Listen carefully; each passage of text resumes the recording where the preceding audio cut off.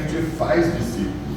A gente faz discípulo, um dos métodos é ensinando, conforme está lá no grande mandamento do Senhor Jesus em Mateus, capítulo 28. Então, a gente faz discípulo ensinando. Isso alcança a segunda parte do nosso tema, o exemplo de Cristo na educação cristã. Então, Jesus como servo e Jesus dando ordem para que a gente faça discípulo ensinando. Então nós vamos desenvolver o tema dentro desse evangelho para ver o que Deus tem para nos ensinar. Que se comportou, falou e exerceu o seu ministério de forma apologética, de forma litúrgica, de forma eclesiástica, e Mateus viu e registrou. Entenderam? Então precisamos ter essa sensibilidade para perceber. Mateus, como também João, como também Marcos, como também Lucas, não inventou nada. Eles viram Jesus atuando e falaram: olha como ele é, e registrou. Olha como ele é, e registrou. Olha como ele é, e registrou.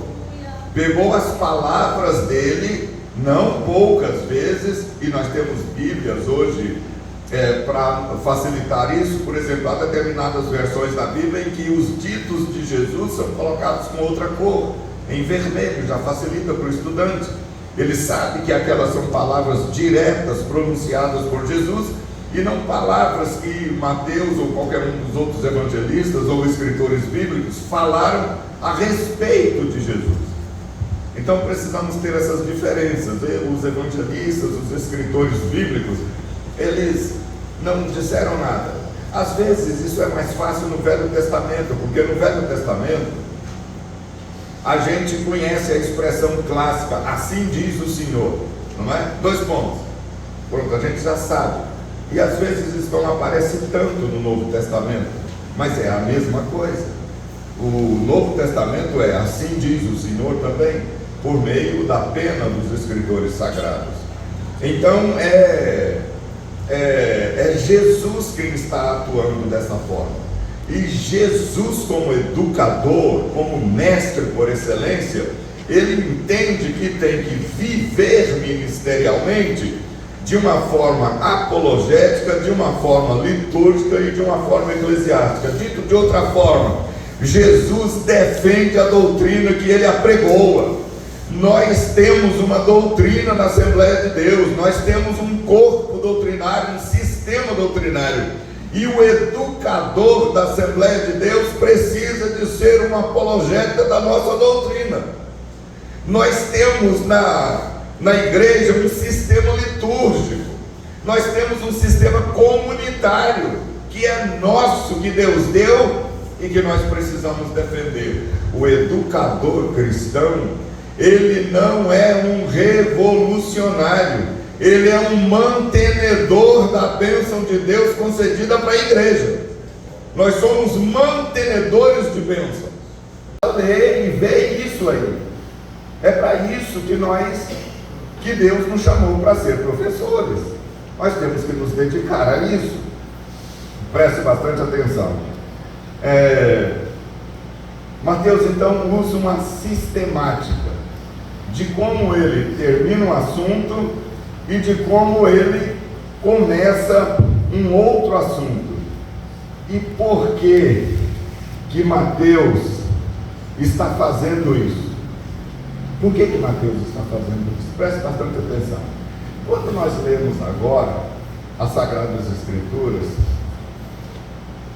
já não sei quantas centenas de anos, nós já temos a invenção da imprensa.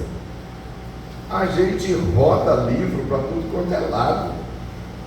Hoje, a gente chega nas Assembleias de Deus, num congresso igual a esse, é um monte de gente formada, é um monte de pessoas com curso superior, é um monte de irmãos com mestrado, é irmão com doutorado. Glória a Deus por isso. Amém. Vamos avançar mais ainda. Mas quando Mateus escreveu, O povo não era assim. Quando Mateus escreveu, não tinha imprensa. Quando Mateus escreveu, aqueles irmãos não eram formados, não eram mestres, não eram doutores do ponto de vista de ir à escola para fazer isso. Eles não tinham absolutamente nenhum dos recursos que eu e você temos hoje, recursos educacionais.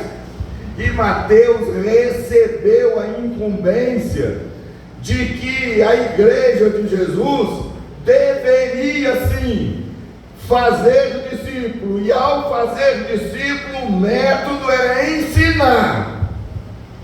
E o que eu faço agora? Como é que eu ensino?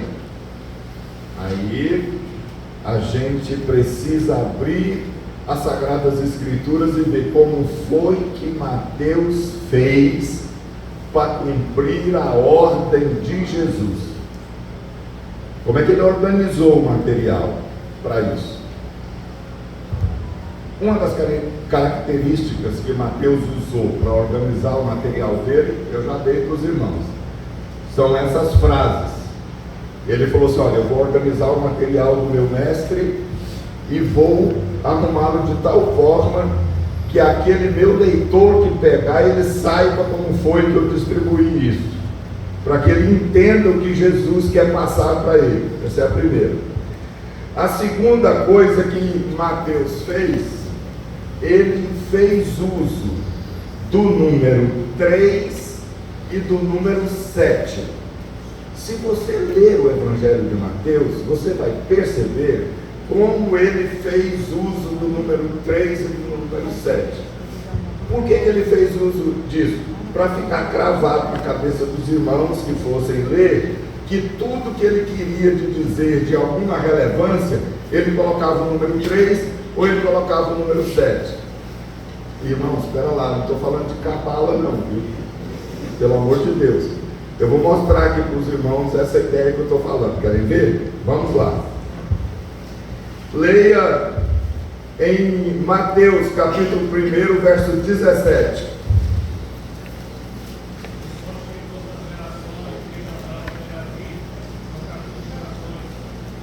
Amém. O que Mateus fez? Vocês sabem que genealogia, gerações é difícil de guardar, mas ele colocou, distribuiu em 3 grupos, está vendo aí?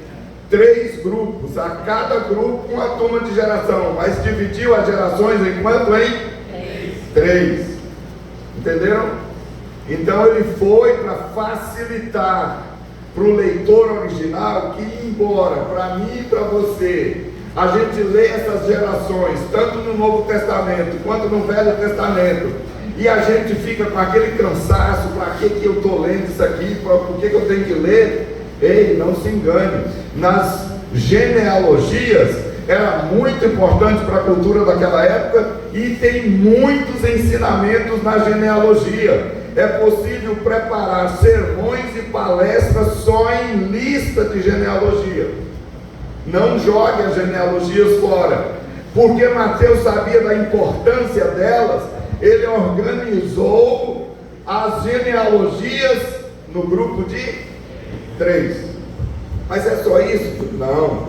Vê a sua Bíblia aí, dê só uma olhada, não precisa ler para nós ganharmos tempo. Quando você olhar, você vai identificar o que eu estou falando. Mateus capítulo 1, versículos 20 a 25. Olha aí que você vai ver que é uma mensagem do anjo para José, ok? Já olhou? Sim. Amém. Agora vai para o capítulo 2, versículo 13 a 15. Viu? Mais uma mensagem para José, ok? Capítulo 2, verso 19 a 23. Já olhou? Mais outra mensagem para José. Está vendo aí? Quantas mensagens vieram dos céus para José? 3. Pronto, entenderam? Como é que Mateus está organizando o material dele? Quem está lendo já sabe que ele usa o número 3 para genealogia. Quem está estudando já sabe que ele usa o número 3 para falar quantas mensagens vieram dos céus para José. Olha, E vocês sabem que a mensagem para José é uma mensagem poderosa, é a respeito da vida e do nascimento de Jesus de Nazaré. Então, o leitor, o estudante, ele vai perceber isso e vai ficar na mente dele. Quando nós terminarmos a palestra hoje, você vai sair daqui pensando, você já vai saber, não, 3 vezes, genealogia, José e as outras que eu ainda vou falar. Você vai sair guardando isso. Era isso que Mateus estava fazendo com seus leitores. Querem ver? Eu vou passar por uma outra aqui, que essa a gente sabe de cor e salteado. É Mateus capítulo 26, versos 69 a 75. Não precisa ler, você vai olhar e você já vai identificar.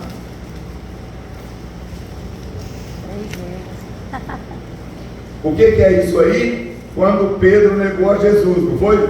Quantas vezes ele negou? 3. Olha, como é que ele faz as coisas?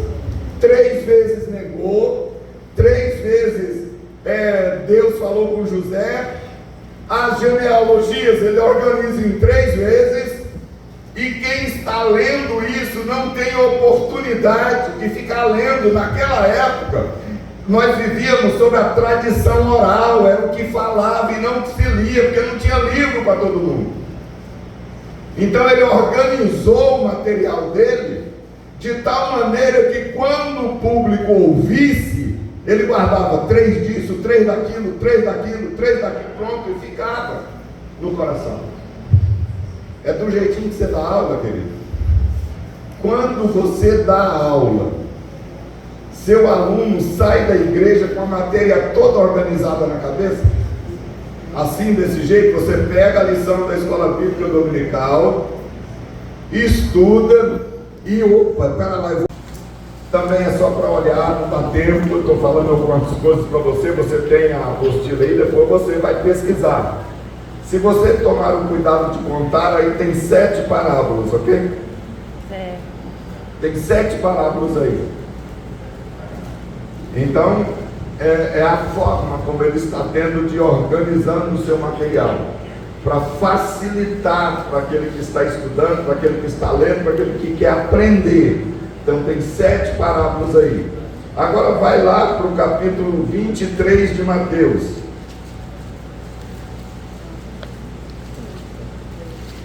No capítulo 23 de Mateus, nós temos 7 ais.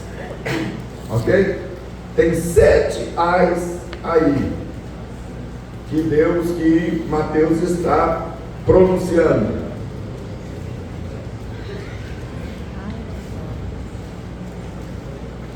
Amém?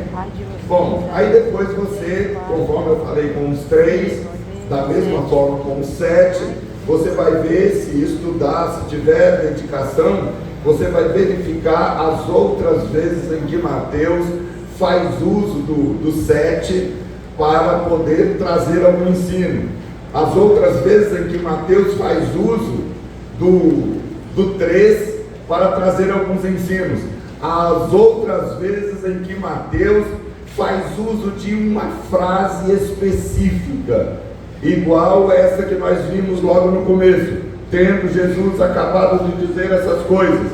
Olha, vou dizer para você, existem determinados espaços aí no Evangelho de Mateus que é uma palavra. Você precisa estar atento para isso. Mateus pega uma palavra, escreve algo e repete essa palavra, escreve mais algo e repete essa palavra. Ele está dando um indicativo para quem está lendo. Por que ele fez isso? Ele fez isso para facilitar a memorização da palavra de Deus no coração, para facilitar que o leitor guardasse, ouvisse e guardasse.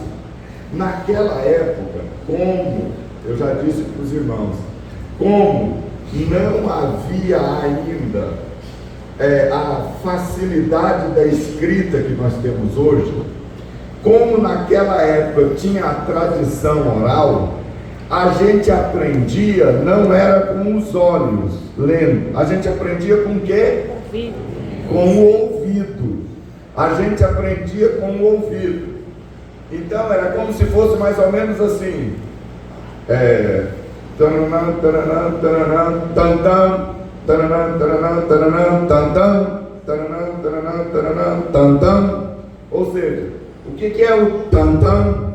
Assim disse Jesus, assim disse Jesus, assim disse Jesus, assim disse Jesus. Aquilo ia ficando no ouvido do ouvinte.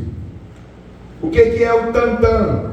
3 vezes aconteceu isso, 3 vezes aconteceu isso, 3 vezes aconteceu isso. Aquilo ficava no ouvido, porque se aprendia pela audição.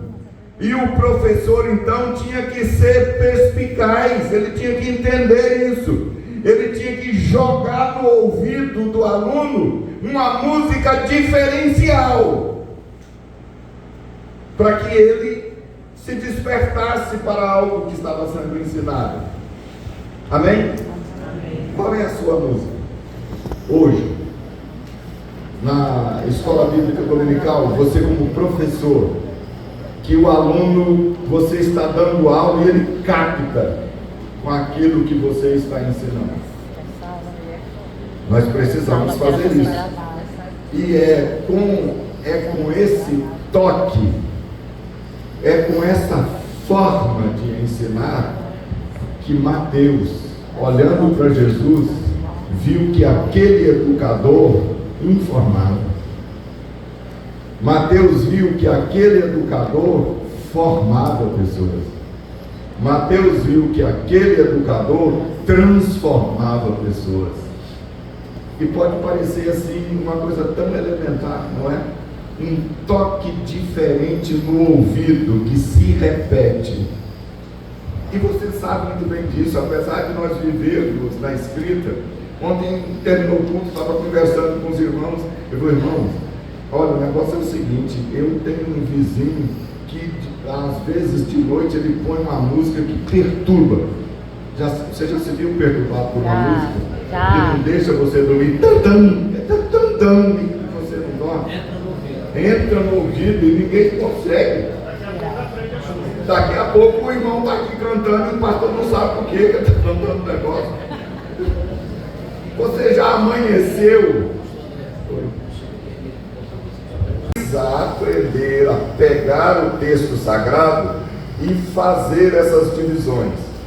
Olha, então, Mateus divide o evangelho dele assim, em três partes. A primeira com 3, a segunda com 5 e a terceira com 3. E ele dá uma informação sobre o ponto de vista geográfico. Abra sua Bíblia aí no capítulo 19 e no versículo de número 1.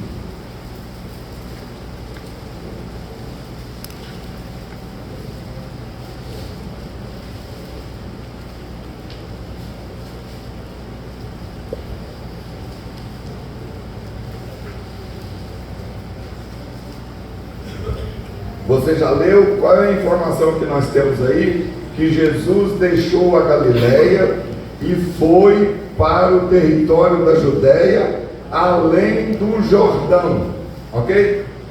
Então ele dá uma informação geográfica para nós. Aonde foi que Jesus trabalhou no registro da vida de Jesus que eu estou fazendo no meu evangelho?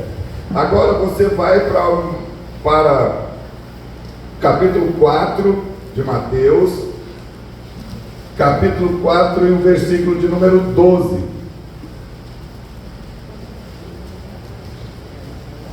O que está escrito aí?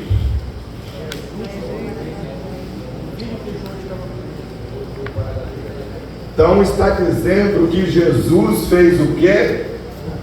Ele se retirou para a Galileia, ok?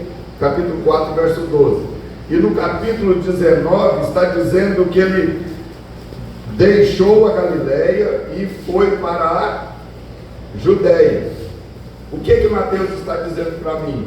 Ele está dizendo, André, tudo que eu vou registrar a respeito de Jesus aconteceu na Galileia e aconteceu na Judéia. O que você vê até o capítulo 19, André, ele realizou aonde? Ele realizou na Galileia. Quando você sai do capítulo 19 e do capítulo 19 para frente, o registro de Mateus, Jesus estava onde? Na Judéia. Entenderam isso? Então, o que nós temos de Mateus? Dividido em 3. A primeira divisão dessas 3 está dividida em mais 3. A última divisão dessas 3 está dividida em mais 3. A do meio está dividida em 5 discursos. E Mateus registrou os eventos realizados por Jesus na Galileia e na Judéia. 2 regiões, certo? Não fica fácil?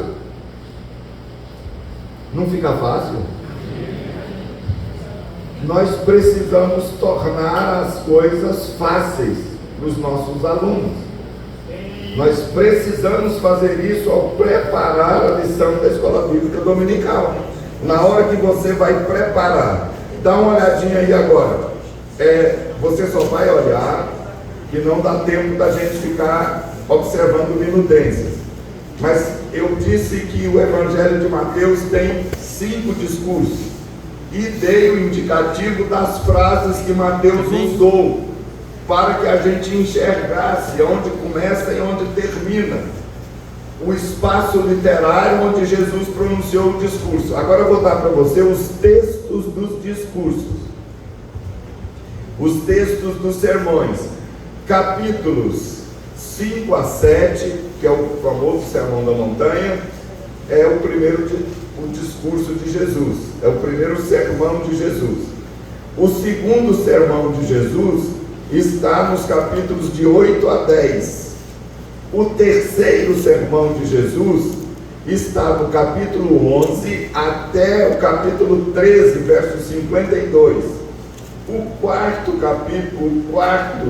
sermão de Jesus está no capítulo 13, 53 a 18.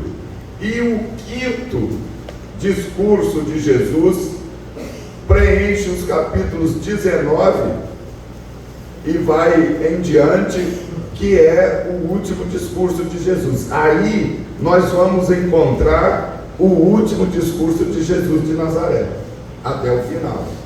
Pronto, os 5 discursos, as 5 localidades, e agora vamos para a parte inicial. Eu disse que tanto a inicial quanto a final se dividem em 3 partes. A primeira vai do capítulo 1 até o capítulo 4, verso 11.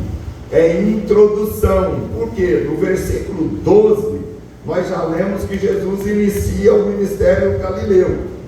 Então, o capítulo 1 até o capítulo 4, nós temos, primeiro, a genealogia e o nascimento, que vai do capítulo 1 até o capítulo 2, versículo 23. Depois, o capítulo 3 está todo reservado para João Batista. E o capítulo 4, versículos 1 ao 11, registra a tentação de Jesus. 3 partes, ok? Essas 3 partes estão aí. Nós temos o Evangelho dividido em 3, a parte do meio com 5 discursos, 5 sermões, a parte introdutória com 3 divisões e a parte final com 3 divisões. Quais são as partes da última divisão de Mateus, que está subdividido em 3? Os capítulos 19 a 25 é a apresentação. A apresentação aqui diz respeito ao fato de que Jesus já começa a ser apresentado para as autoridades, ele está caminhando para a cruz. Então, a apresentação de Jesus. Os capítulos 26 e 27 é a crucificação. E o capítulo 28 é a ressurreição. Então, dividido em 3. A apresentação de Jesus, a crucificação de Jesus e a ressurreição de Jesus. Pronto.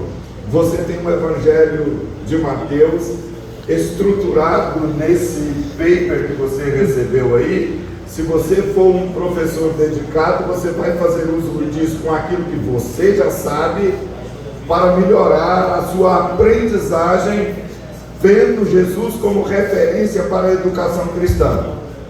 Amém? Como é que prepara? É assim que você prepara a lição? Olha só o que Jesus está ensinando. A gente não cobra do aluno aquilo que a gente não ensinou. Porque Jesus, primeiro sermão, ele ensinou. Segundo sermão, o professor não cobra do aluno aquilo que ele não faz. Jesus ensinou e Jesus fez. Isso é o papel do educador. O educador, ele precisa estar fazendo o que está ensinando, senão não vale, não vai surtir efeito.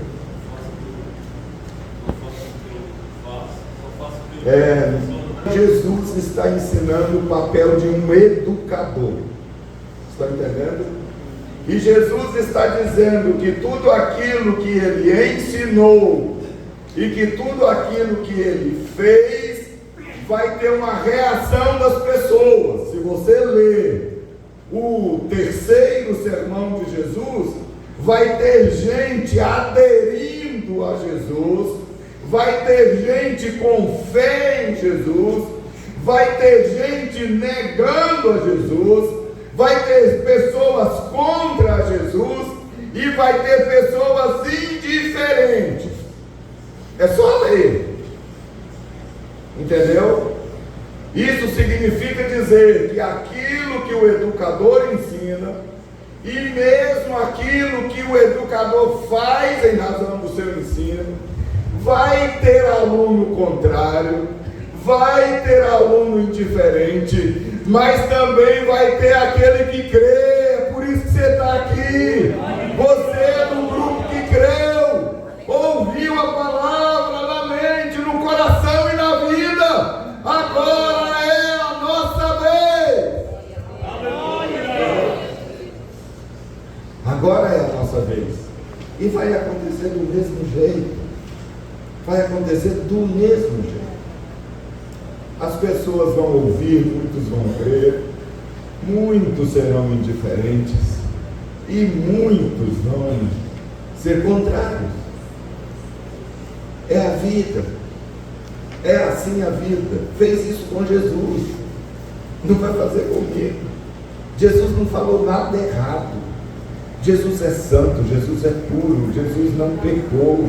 Jesus é Deus. E as pessoas reagiram assim, com indiferença. Reagiram assim, contrários. E reagiram também crendo no Senhor. Assim é a vida.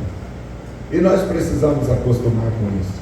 Nós precisamos ter paciência.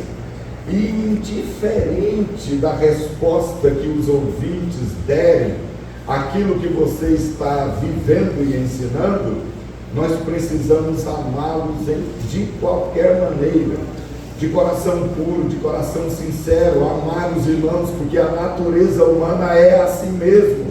Foi assim comigo, foi assim com você. Mesmo que você tenha nascido num lar cristão, mesmo que você tenha sido crente desde a origem, a gente é assim. A gente não aceita tudo de uma vez. A gente não é uma pessoa que se encaminha para a santificação logo. Nós somos pecadores. E Jesus nunca desistiu de mim. Jesus nunca desistiu de você. Você sabe porque eu estou pregando aqui? Não é porque eu fui só crescendo, não. É pela misericórdia dele. Ele não desistiu de mim. Não desistiu de você. A questão não está em mim. A questão não está em você. A questão não está no tanto que você ora. A questão não está no tanto que você jejua. A questão não está no seu processo de santificação. A questão está no sangue de Jesus derramado na cruz do Calvário. Ele morreu por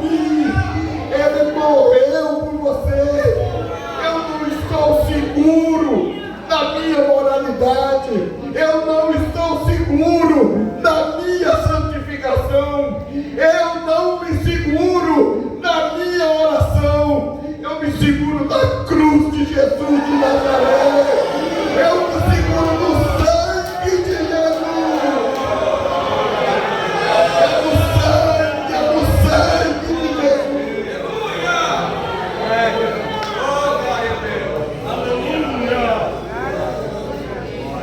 E essas coisas estão ficando claras. Mateus vai deixando isso claro na vida de Jesus, no registro do Evangelho. Ele vai clarificando essas verdades para nós. E nós precisamos clarificar essas verdades na mente do nosso aluno.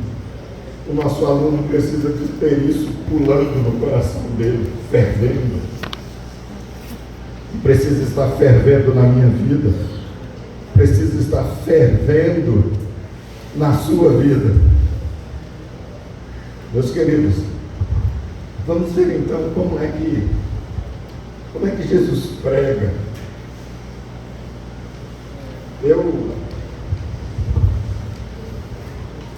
Eu confesso para os irmãos que eu fico constrangido de estudar o sermão de Jesus de Nazaré. É estranho eu estar dizendo isso para os irmãos. Então, irmão, como é que você fica constrangido? Eu fico constrangido porque Deus me deu a oportunidade de ser pregador. E é difícil comparar o meu sermão com o dele. Isso me constrange. Eu tenho que caminhar muito ainda e com certeza vou estar longe de Jesus de Nazaré. A forma dele ensinar, o carinho que ele tem ao ensinar, a paciência que Jesus tinha ao ensinar, a disposição para repetir o ensino com alguém que ficou indiferente, com alguém que não creu. Como é que Jesus estruturou o ensino dele? E, sobretudo, como é que Jesus é, em Jesus, diferente de mim?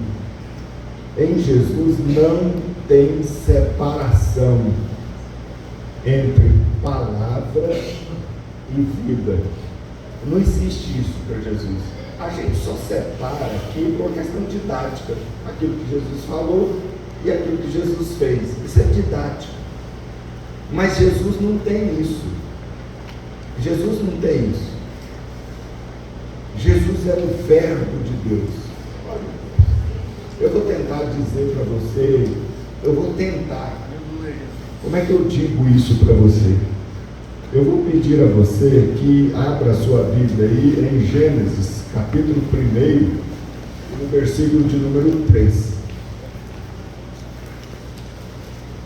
O que está escrito aí em Gênesis 1, 3?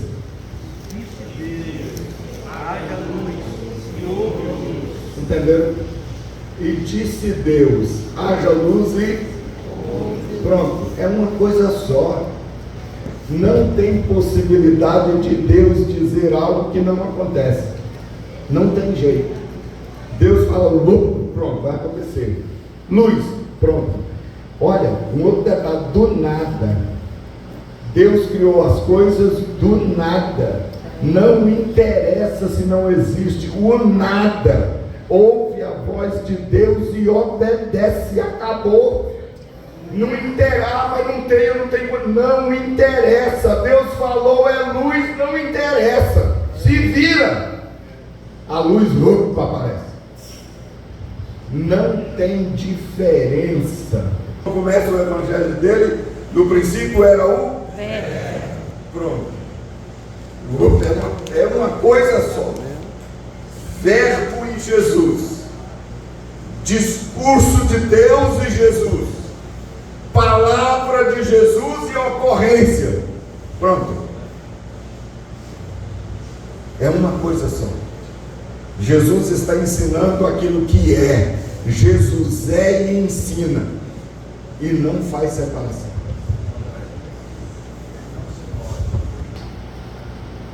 É algo desafiador, mas é assim que as Sagradas Escrituras estão nos ensinando. Então, meus queridos, Jesus vai falar o Sermão da Montanha. Como é que Jesus estrutura o Sermão da Montanha? Abra aí a sua Bíblia, para que você vá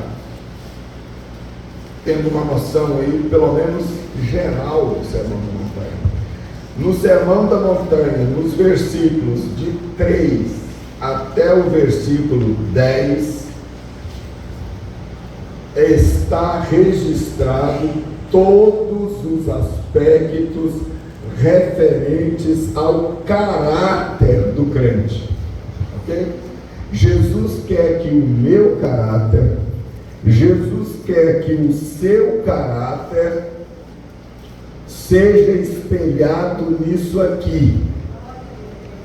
Nisso aqui o que?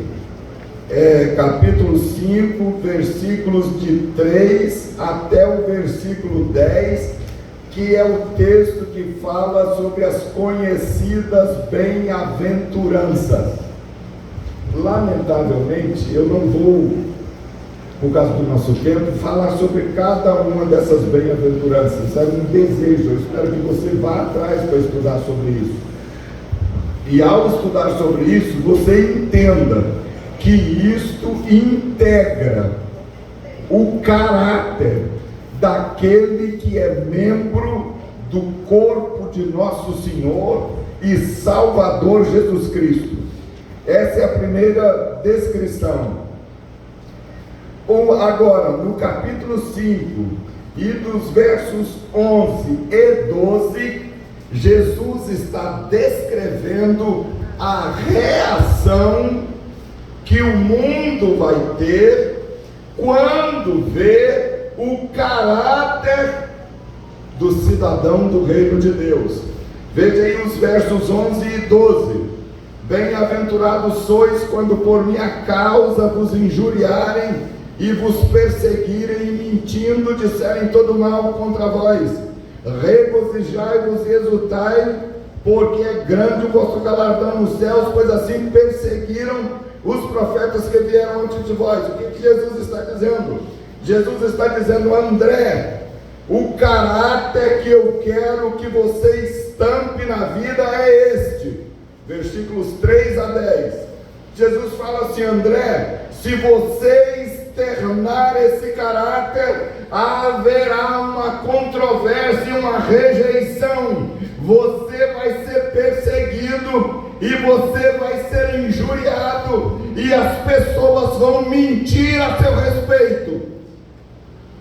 Está acontecendo isso com você?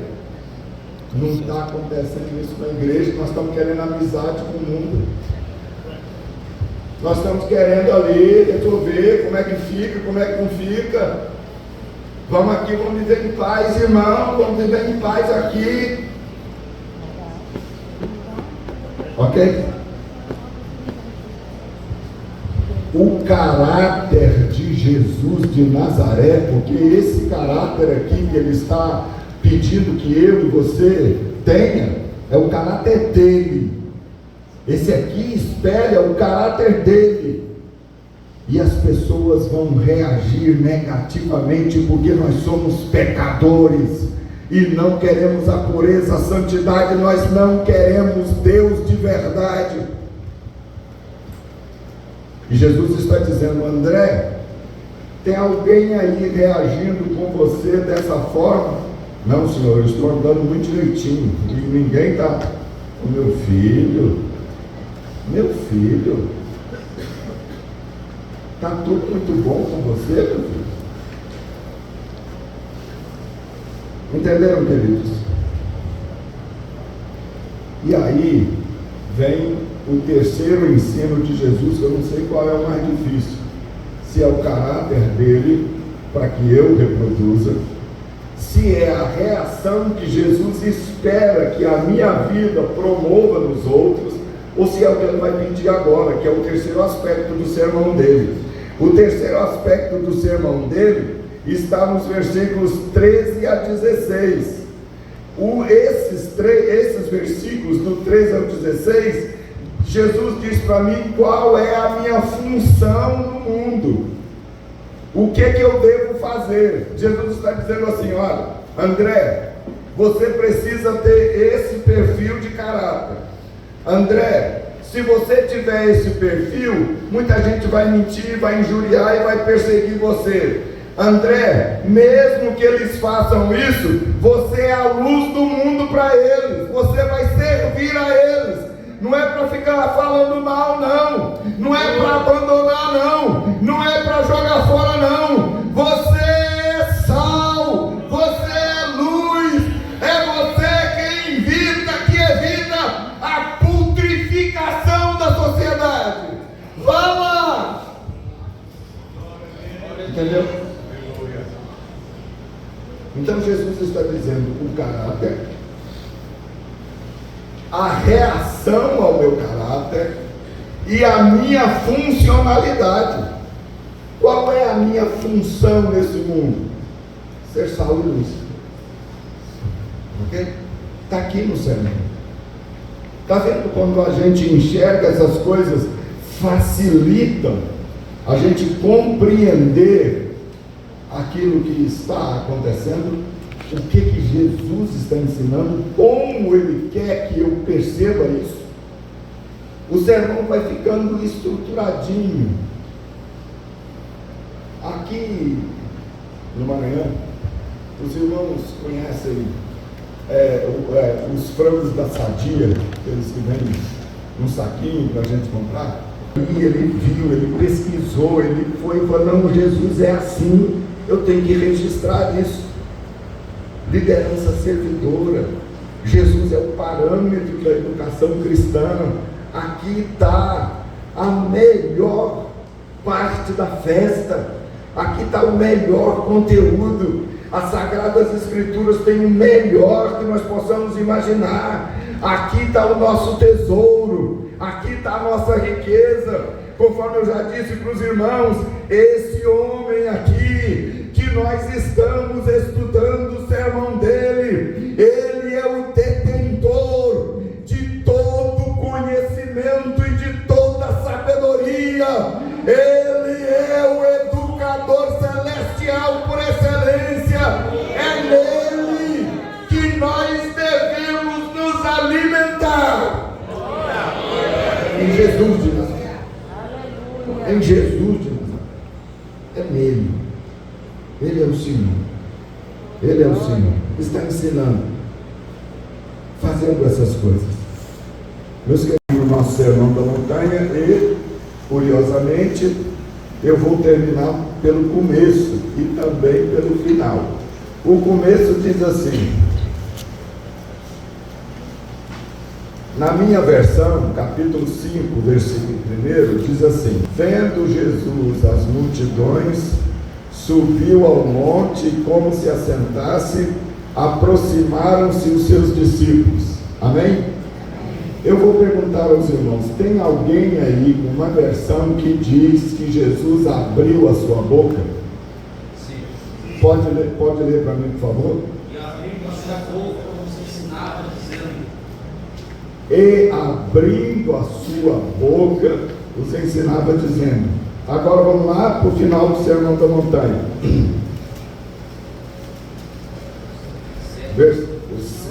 Capítulo 7, versículos 28 e 29. Quando Jesus acabou de proferir estas palavras, estavam as multidões maravilhadas da sua doutrina, porque ele as ensinava como quem tem autoridade, não como os escribas. Então vamos lá. Começo. A versão bíblica aí que você tem, que diz assim: abrindo Jesus a sua boca, é a melhor tradução que nós temos. Ela está reproduzindo o texto em grego, conforme está lá no grego. E quando você não tem essa expressão e não sabe o significado dela, você perde de entrada muita informação do Sermão da Montanha. Essa frase, e abrindo a sua boca, ela é uma frase que ela tem um sentido cultural e que ela é uma expressão idiomática para dizer alguma coisa. Ontem, quando nós estávamos jantando, os pastores na mesa onde eu estava sentado, eles ficavam brincando comigo: André, você conhece essa expressão? E falavam, eu dizia, não, rapaz, essa expressão é nossa, do Maranhão, e ela significa isso, isso e isso. Às vezes lá em Brasília ela significava outra coisa para mim. Mas aí ele falou assim: André, tome cuidado quando você falar essa palavra. Sim, senhor, muito obrigado. Porque é uma expressão própria daqui, que eu, que tenho um outro tipo de fala, outra parte do Brasil, eu ouço aquilo e não entendo direito o que é. É o que está acontecendo com essa frase. Essa frase aqui, ela não tem um sentido para nós aqui, brasileiros, de alguém que está só abrindo a boca. Abriu a sua boca. Aí a gente lê o texto e fala assim: é óbvio, como é que fala assim, abrir a boca? Não é isso. Abrir a boca é uma expressão própria de lá, como tem várias expressões e palavras próprias aqui do Maranhão, em que significa que aquela pessoa que vai falar vai abrir o seu coração e vai falar da intimidade da sua alma para quem está ouvindo. É isso que significa essa expressão. Jesus está dizendo que o ato da pregação que ele está a realizar é um ato de abrir o coração e de dizer para o ouvinte a intimidade da sua alma. Jesus está abrindo a alma dele para o ouvinte. E da alma que ele abre, e do coração que ele abre, e daquilo do seu interior que ele tira, está o caráter dele. Entenderam isso? É isso. É por isso que a gente tem que ter uma noção daquilo que está acontecendo. Agora vamos lá para o final. Jesus abre o coração. Jesus fala da sua intimidade. Jesus fala da sua natureza. Jesus fala daquilo que é dele para os seus ouvintes. O Sermão da Montanha está nas entranhas da mente e da vida de Jesus. Ele está externalizando o interior da sua vida para o ouvinte. Você está entendendo? Eu estou dizendo que Jesus está tudo para fora. O interior da vida dele é ele. Que coisa estupenda. Pois bem, chego lá no final e diz assim: e Jesus acabou de proferir essas palavras, estavam as multidões maravilhadas. E aí, meus queridos, é uma outra palavra que a gente não entende e começa a pensar que a turma saiu gritando: ei, que maravilha, glória a Deus, e aleluia, e se fosse no nosso tempo falando língua estranha. Não é nada disso que está acontecendo. O verbo maravilhar tem o sentido de um tiro, um soco, algo que veio de fora de mim, veio e me atingiu e me rendeu, porque é tudo diferente daquilo que eu sou.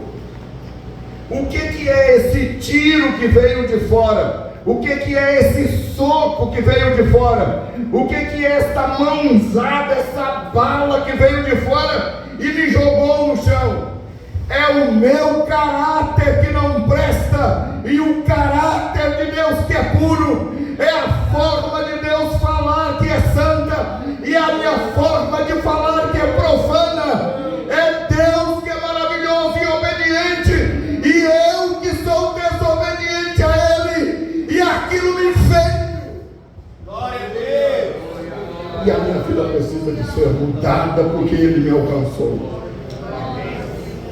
Então, o Sermão da Montanha causa esse impacto.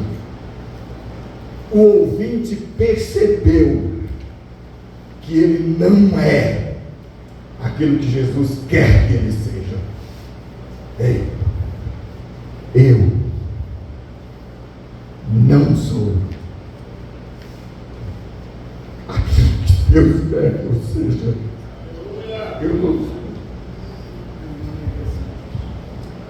Isso precisa ferir a minha alma. Eu que estou pregando para você, estou pregando pela graça, estou pregando pela misericórdia. Eu não sou aquele que Deus quer que eu seja. Eu tenho que conviver com isso. Eu tenho que olhar para mim no espelho de frente com isso. Eu tenho que continuar pedindo a graça de Deus me ajuda, porque eu ainda não sou. As multidões ouviram o sermão da montanha, e é isso que significa o verbo maravilhar. Ficaram maravilhados. Eles olharam para Jesus e aí disseram: ele fala com autoridade, ele é Deus, ele é o Filho de Deus, ele é o Senhor dos exércitos, ele é o ensinador por excelência. Amém, meu Senhor.